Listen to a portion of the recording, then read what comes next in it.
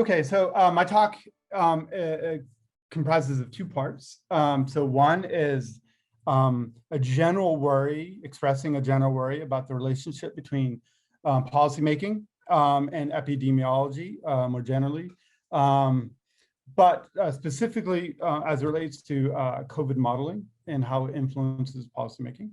And there are generally kind of two views about the relationship between epidemiologists and policymaking.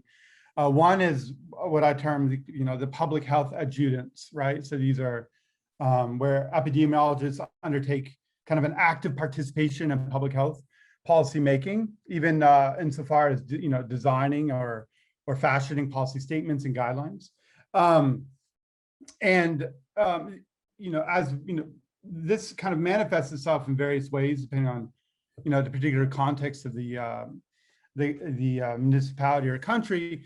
But generally, we see kind of an encroachment of epidemiologists into the policymaking realm, and that seems to me to be fairly problematic and violates what Gregor Betts has called kind of the democratic division of labor between science and policymakers. And so, and in a nutshell, the view that Betts argues for within the context of climate modeling, but I think it relates here, is that the mandate for climate scientists is to provide kind of measures of uncertainty and evaluations of evidence, right? And then, of course, measures of uncertainty around that evidence for climate change hypotheses. I would argue that something like that exists for epidemiologists. And this view that Betts presents, I think, is a variation on Richard Jeffrey's kind of oddsmaker view of science in his famous response to Richard Rudner's initial paper from 1953 on the presenting the argument from Dr. Briss. There, and Jeffrey says, well, no, we don't accept hypotheses, scientists, or reject hypotheses. They ascribe probabilities to hypotheses and they kind of like put them out there. And then you, as a consumer of science, you can use those evaluations as you see fit. And that's kind of the view that I think is the healthier view that we should have with respect to epidemiology and policymaking. So there's an encroachment, and you see this, initially at the beginning stages of the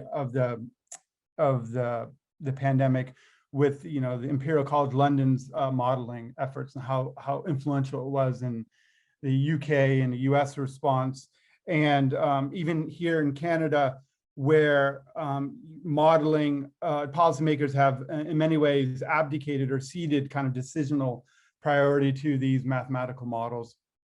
And that's deeply problematic.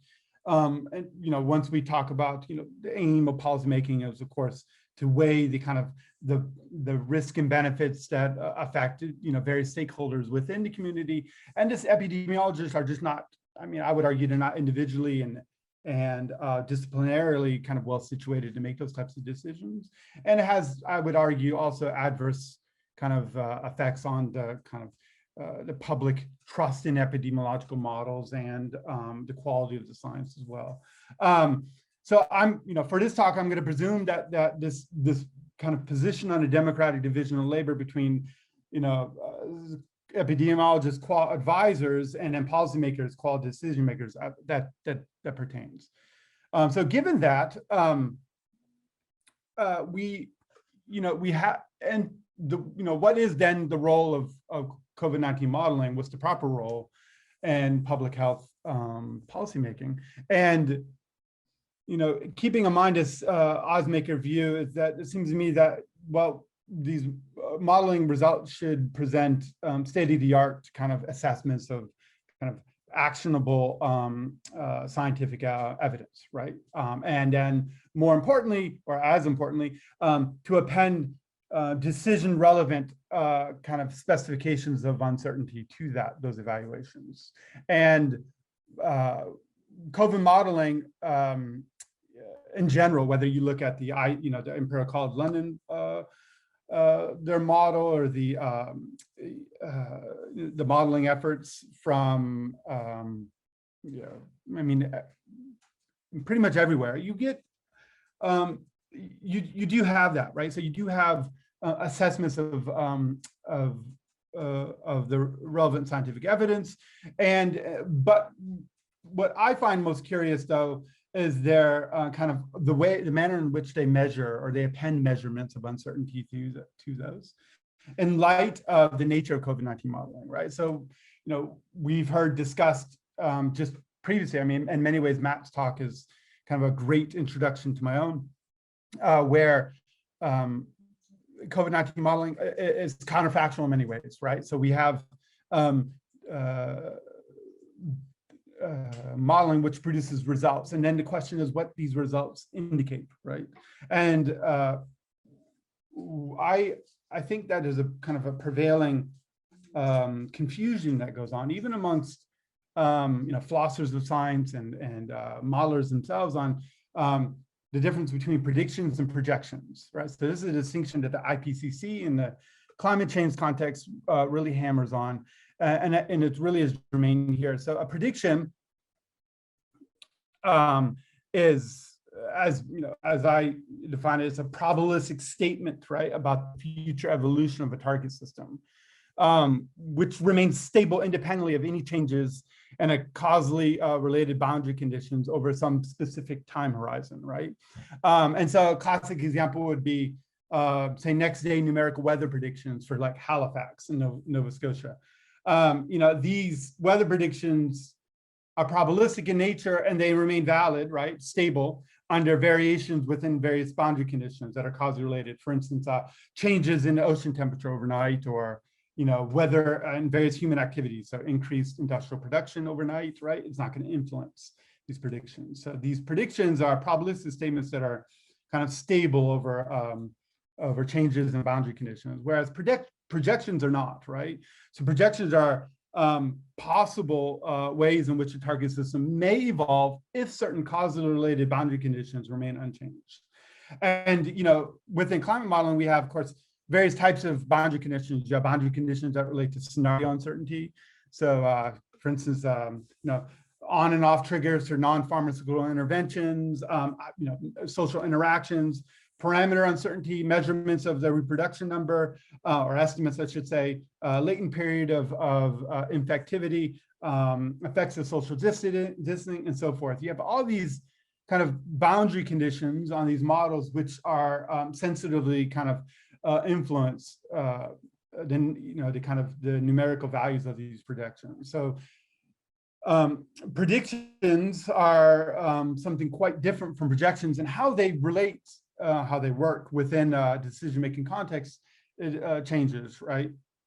And so, I mean, in a nutshell, a prediction produces a numerical value, like a probability, right? So we can talk about a precise probability, and these feed into and kind of well-established models of decision-making under uncertainty, like classical expected utility calculations, right?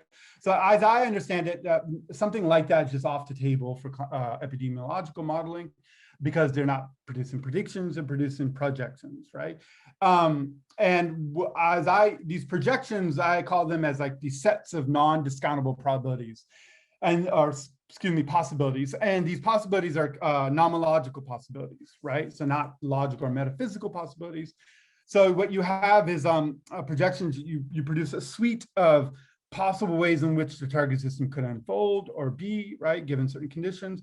And these are kind of non-discountable ways. These are ways that are, according to our best knowledge, we can't kind of eliminate from our assessment strategies. And so we need to kind of countenance them in certain ways. So the question is then how to do that, right? And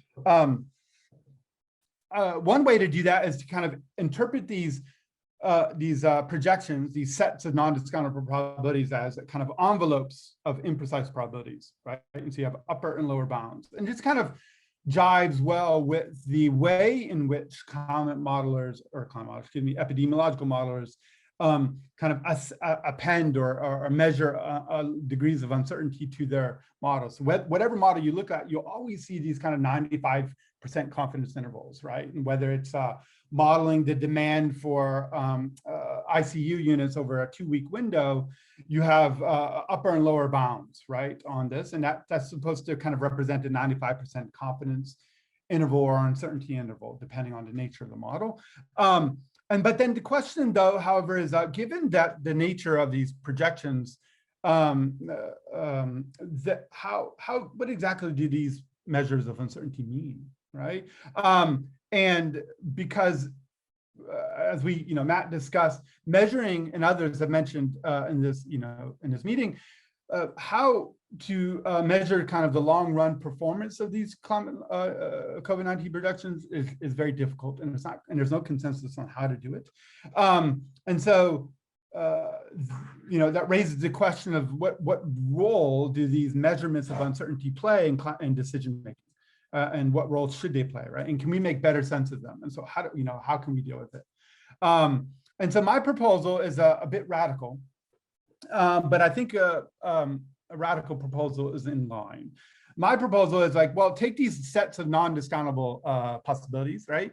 And these measurements that are of uncertainty appended to them, right? These 95% confidence intervals, which are ubiquitous, and interpret them as upper and lower probabilities, right? And then and then once you interpret it as probabilities, right, then require epidemiologists actually to make bets on them. And what, why, this is radical, why, I think this is completely defensible, but, let me try to solve this. So probabilities and derivatives of probabilities, p-values, confidence intervals, and so forth, reported in scientific results are generally academic, right, with only a passing relationship to reality, unless and until they can be tested for accuracy. And in this context, within the context of epidemiological modeling and the nature of these projections, it's very difficult to do that. So then, but what we can demand, however, is that that these descriptions of uncertainty, if they're going to be if they're not going to be merely theoretical or academic exercises, they should actually reflect the confidence that these epidemiologists have in these models, especially given the Oddsmaker view of the nature of science, generally, and epidemiology specifically. And also, insofar as these epidemiologists, kind of want us to guide policymaking decisions in some important ways with these modeling outputs, right? And so the onus should be placed within these epidemiologists to kind of share in the downside risk of these projections, right? And I think we can do that, right? And you interpret and advertise measure of uncertainty, these 95% confidence intervals, as conditional upper and lower probabilities, and then insist that modelers who market their products as policy guidance wager on the odds implied by these probabilities. In other words, probabilities which guide behavior are serious probabilities. They're not academic anymore, right? So it's as a friend once said, it's a kind of a put up or shut up view of the nature of science, right? And the distinction here between academic and serious probabilities gives rise to, this is also, I should say, my slide I had references to this, but to Harry Crane, he's a professor of statistics at Rutgers University. He has made a similar proposal in the context of the replication crisis in psychology and social science. And he calls this the fundamental principle of probability, right? And the fundamental principle of probability is that if you assign a probability to a set, to a scientific outcome, right, a set of non-discountable probabilities or a particular outcome, then you must be willing to accept a bet offered on the other side as the implied odds. So like, for example, right, when epidemiologists project demand for hospital beds over the, say, the next month, between, say, 400 and 600 units, conditional upon current estimates of a disease, right, and parameters, disease parameters, and implementation of various public health measures, right, conditional on this, then they project a certain kind of interval demand, right, between 400 and 600 units, let us say, and they append a 95 confidence interval to it. My proposal is then, as a way of measuring kind of the quality of this and to see if these are actual legitimate expressions of uncertainty and confidence, by the modeling groups that they should be obliged to take a 19-to-1 odds on bet that the demand come 2 weeks will fall within this, right? So if it's outside of it, then they have to give up some stake that they've, and this ideally this would be something like a research grant funding or something, not the personal wealth of epidemiologists.